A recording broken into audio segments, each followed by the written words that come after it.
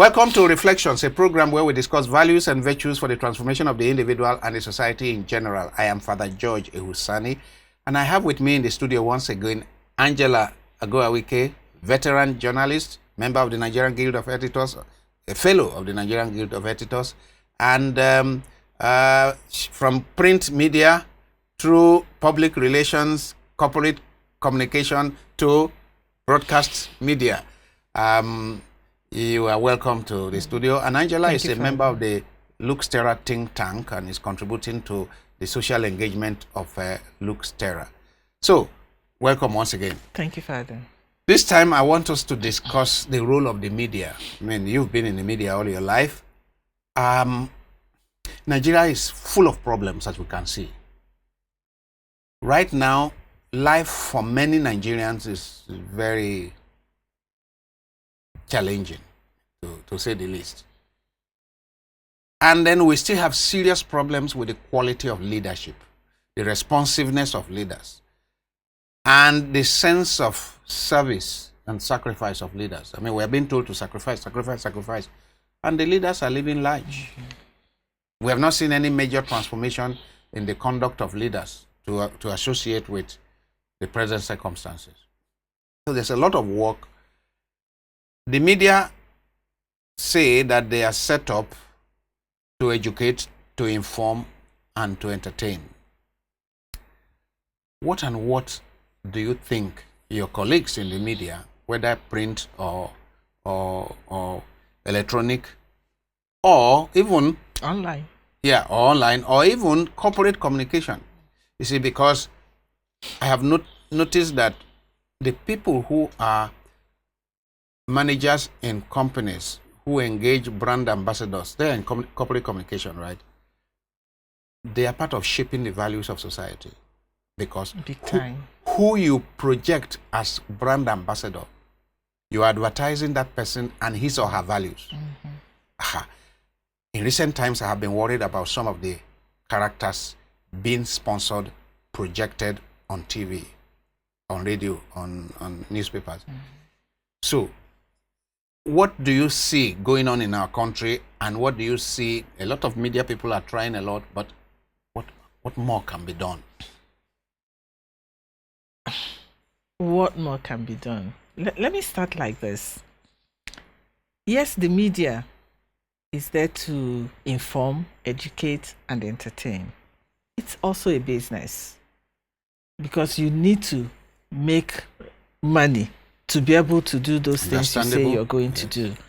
There's nowhere you're going to pick that money from. You have to work for it. And let's just leave that there. So you need to make money in order to do what you said you were going to do. You don't just sit there and it comes to you.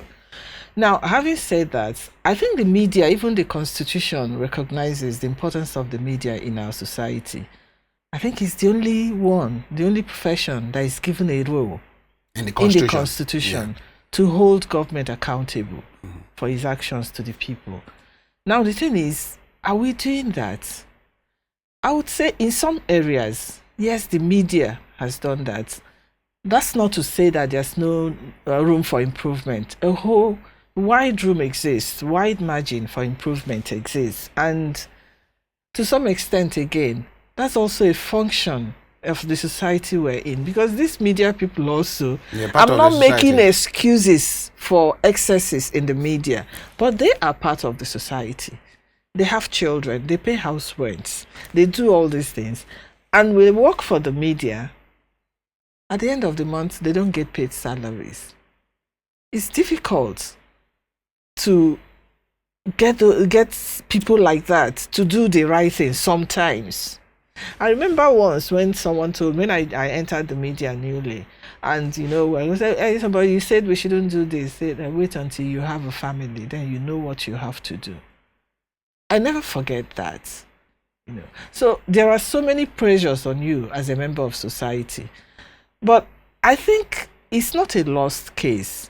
For anyone who sets up a media organization and you're employing people and you have a focus, I think you should try and meet yourselves halfway. Ensure that you pay salary. Father, I've worked before for 18 months without a salary. It was the grace of God. Maybe because of my association with NGOs then, when I was, still young in the media. I used to attend events, and because I know what I can do, I can write. I very fast. I can summarize. So they used to all call me to come and be rapporteur at events, and I get paid. Otherwise, your principal job place, you were getting nothing. Nothing. I'm saying 18 months. Of course, being a government media then, at the end of the day, when it was privatized, we were paid that arrears. But within that period, a lot of people died who couldn't go to the hospital. I remember one of the editors then in Daily Times, he died because he couldn't treat himself. He couldn't go to the hospital. It happened a lot. Now, like I said, I'm not making excuses for the media. It's like the chicken and the egg. If we have a society where things work, let me put it that way, where things work, because it's the same media we have in other parts of the country. I recognize. I'm close to the media. You are part of the media, actually. For the past 22 years, I've been a member of the editorial board of the Guardian. So I'm quite close. So apart from being engaged with AIT. And what we were saying before, you used to write for the defunct Post Express. Yes. Now, but I'm saying, yes, under the trying circumstances, are there some more efforts that people like you, people in your profession, can put in so as to make the society better for everyone, including yourselves? Yes, there is. There are certain prerogatives that people who are in the media have that the general member, the people in your village don't have. Exactly. So who is to speak for them? They're the ones. I'm just wondering because, when people call me and they say, what is the church doing? What is the church doing? So I too am sitting down with a senior journalist and I'm saying, what is the media doing? What is the media doing? Because our country is going down the drain. And our politics is jaundiced. Our values, social, moral, ethical values are problematic now. And then we can see even our education. What happened with Mesoma in Anambra State is not an isolated case. No, it's not. It shouldn't be taken as an isolated case. It's just to see what has been happening in the country. So, under these circumstances, we all have a role to play to make this place better. This is a beautiful country, as you yourself say. Yeah, I agree. This is a beautiful country with a lot of resources, human and material. How can a country that produced Chike Obi, Wole Soyinka, Chimamanda, Chinua Achebe, Emeka Anyaoku, and even I think Professor Bat Naji. Of course. I remember he's a professor of robotics. Robotics, yes. We have them all. How can such a country then our universities, because of all the various problems, lack of funding and so on and so forth, you check international rating of universities, sometimes you cannot get Nigeria University among the first 500. A country where UCH, University College of Medicine in Ibadan, was competing with University of London School of Medicine. What has happened? Are we to continue to slide down, or what can we do so that things get better? And when I look at the caliber of people running our affairs now, national down, and I'm saying, is this the best we can produce? So what can the media then do in national reorientation, social engineering, rebuilding of a nation? That's my point. I think basically the media needs to find a way to provide its own resources, look for ways so that it can be independent. So that it can be independent. Because we should not undervalue the essence of media independence in any society, where no one is sitting somewhere telling you what to write, what to say. and you can only have it if you're able to finance your operations, if you're able to create products, whether it's print media, whether it's electronic media, if you're able to create products that there's actually income. A lot of money floating around. Someone said a hero is like a guy floating around waiting for someone to put it on and become that hero. So there's a lot of opportunities flowing around that people just need to be creative. Exploit those opportunities. It may not give you the kind of wealth that some people display, but it will keep you going. You can do what you're supposed to do without compromising the essence of what you are there to do. Yes, as media people, I think we are mindful, a lot of us are mindful of the privileges the media people enjoy in society. You can actually enter anywhere just by showing your ID card. And that's like an opportunity for us as media people to speak for those who don't have that access.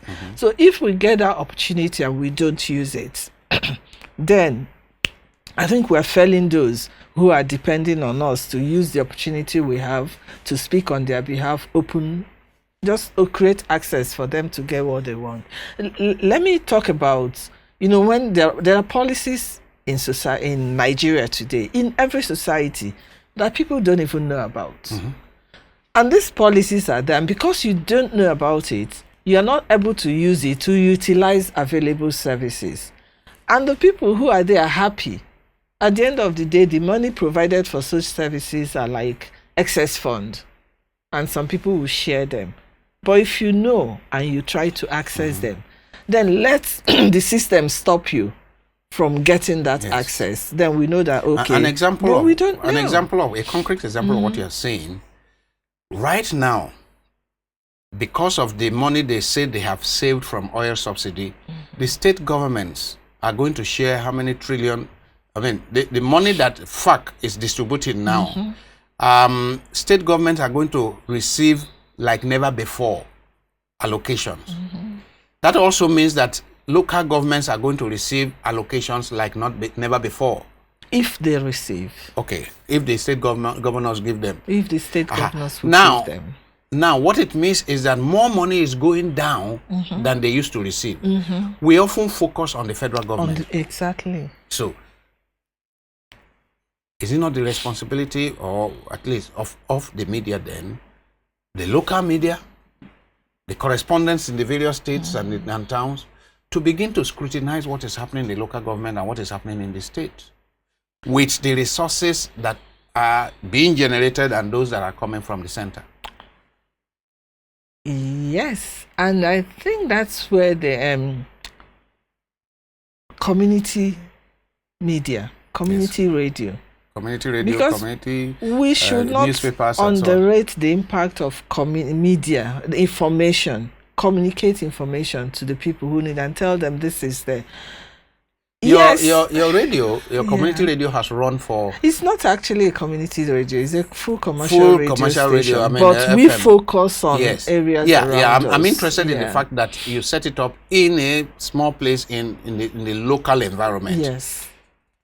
We were supposed to be in the city, but we decided to go on the edge of the city, where we're still in the area that was assigned to us. So to what extent, since you started now, to what extent are you able to do some of these things you are saying, this kind of services, educating the people, mobilizing the people? How is it coming up? I think for a station that's been there for just about 5 months, we started operations in February. Without beating our chests so hard, I would say we've not done badly. Like the community in which we operate, when we started, when we kicked off, there was a refuse dump. I think someone came overnight and dumped huge refuse there. So what we did was to focus on it. We went to the not the main traditional ruler, but the local hamlets, the leaders there. We talked to them, talked to the people, asked them who did this. Doesn't it bother you? What are you going to do? Even to youth leaders, we talked to them. Within 1 week, that refuse disappeared. Correct. This is one of the things that radio stations, especially FM radio stations, and even newspapers in the local areas can do. Then local NGOs, community-based NGOs can take on. Important. And such things should be, when they do, as you said they did, such things should be celebrated as examples for others. My attention also now goes to the issue of moral values. I'm getting increasingly concerned that, especially social media, but also it is getting onto mainline media, a lot of, let's say, values that are against our religious positions, whether Christian or Muslim, that are coming from the Western world, where they are throwing away religion anyway, LGBTQ++, and other things that we will consider outrageous, are surreptitiously getting into the media and are being advertised. You can see that these things are being advertised. And our young people who are today very vulnerable because of poverty are getting recruited into these things. Is there any way, you are a member of the Guild of Editors, is there any way in which this kind of thing can come into discussion so that the editors are aware of what is happening? Because my own impression is that they may not be aware, but these things are just getting in. I don't know. I wouldn't say that the editors or the journalists are not aware of some of the things we're talking about. But we also have to understand they are not the main promoters of this. We talked earlier about choosing brand ambassadors and all the rest of them. These are chosen by even government. The kind of people you choose as brand ambassadors, all the media does is to promote them. You've chosen them. But what I think the media can do, which is what we try to advocate where we work, is try to promote the values that we hold dear in our society, in our communities. Because we're using the media, chances are that people could actually change and start re-embracing those values that we hold dear, But in terms of this other one, maybe Western values that are creeping into our society, I think it's something that we have to tackle holistically.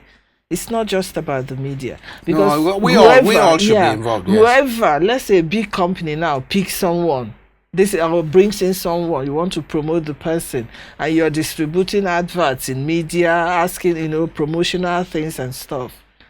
I don't think stuff like that should be held against the media. Like I said, but can't the media have editorial policy against certain things? I mean, when it's news is different. No, but advert, No, and even advert. I mean, the point is that if you say that you have an editorial policy against a particular vice, and you advertise that vice in your medium, my friend, it means you don't have an editorial policy. That's it. You know when the Guardian started, I'm sure you remember. Yeah. Except a few people, maybe professors or every other person was Mr. Yes. It doesn't obtain anymore. They just joined every other person. So they give you chief doctor, high chief, double chief. That was a great precedence that Guardian started. I wish it was still there. So that's the kind of pressure that society puts on. Like I said, it's a business. Sometimes you're like, okay, we're not breaking any laws. We're not breaking any rules, but it's there whatever. You take the advert more or less. You have your policy, but when it's news also, don't forget, if it's news, you report it. No, where the issue comes is the editorial. When you write editorials, opinion, yes, I know. If it's your policy, it's like, we will not celebrate an armed robber. Let me use that word, which is here. We will not. But if an armed robber does anything outside, you report it. That they stole here, they did this, they killed how many people. But you are not promoting it. You're just reporting what has happened. I'm wondering because, you see, what people consume. They say, you are what you read. You are also what you watch. Exactly. So what is projected before our young people continuously eventually becomes normal for them. And I see that maybe it is linked to the difficult economic circumstances, financial challenges that media houses have today. Otherwise, there are some of these things that normally, if they consider the negative effect on the formation of persons, maybe some of these things they could have the courage to reject. And I'm talking of adverts more than any other thing. Because the more people see these things displayed before them, the more they are formed along those lines. Most people today, you see, the instruments of socialization used to be home, church, school. Today it is media more than any other. I agree, especially social media. Media. That's correct. We don't have much control in what is on social media, Facebook, Instagram, blah, blah. But at least there are people in charge of the newspapers and the radio houses and so on. And you see that sometimes now they are just put aside. They go straight to social media. Now some media organizations even take their news from social media. Yes, that's what I'm saying. In fact, that's where I'm going. That as they take their news from social media, shouldn't there be some judgment, some critical assessment before you just come and announce what is trending? And some of that what is trending is injurious to society. That's the point I'm making. Okay. Take in broadcasting, for instance, you have the Nigerian Broadcasting Commission. There are do's and don'ts. In the 5 years we've been on, I'll just say this. 5 months. 5 months, I'm sorry. In the 5 months that we've been on, I know that there are a couple of adverts that have come to us. And when we pre-listen to them, we're like, sorry, we can't run this except if you get us NBC clearance. We do not want to run foul of the NBC regulation. They say, but we run it in this station. I say, well, that's the station. This is ours. If you go get us clearance from NBC that we can run it, we do it. Somebody wants to do it, okay. This is something you eat. You want to partner with us, fine. Do you have NAFDAC clearance? If you have it, then we'll do it. But if you don't have we won't do it. That is correct. And so some media people do this and apart too. from that, you know that apart from the media houses, there is supposed to be Nigerian Film Censors Board. Yes. There are all kinds of things that are thrown all over the place today that you ask yourself, did the Nigerian Film Censors Board, did they look at this? You see, so media should be free and so on and so forth. But society, children especially, should be protected. Should be shielded from certain things they consume via the media. Yes, I agree with that. You can see some of the things I'm answering. I have a lot of hesitation. It's not something I can just outrightly condemn or outrightly embrace. But what I always say is, there are rules and regulations laid down. Someone once said, I think it was a training we had, and one of our trainers said, you want to do the writing in the media, just follow the press code. Then you do code. Everything. Then nobody will even take you to court. Just follow all those codes. You have the freedom to do whatever you want, but according to laid down laws in the different codes that guide the media, whether it's NBC, press organization, Nigerian Union of Journalists, follow them. That's one of our very senior people in the media. When he did a training for us, he said, do everything. And he's also a lawyer. He said, just follow this the way it is. Angela, you will never get into trouble. So that's what we try to do.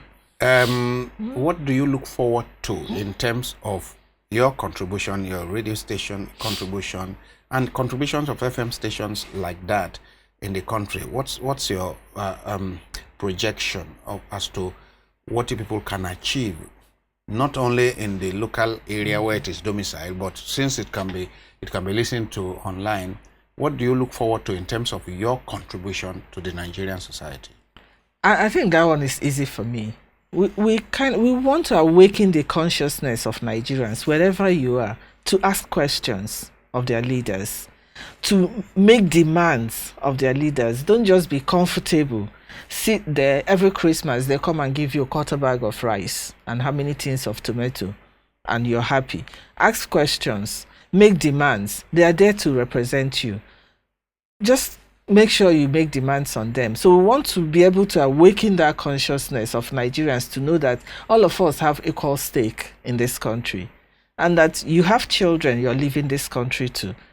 What kind of country do you want to leave for them? It's your responsibility now to begin to build that country you want to leave for them. And the only way you can do it is to be aware of your surroundings. Know that you can ask questions and demand an answer.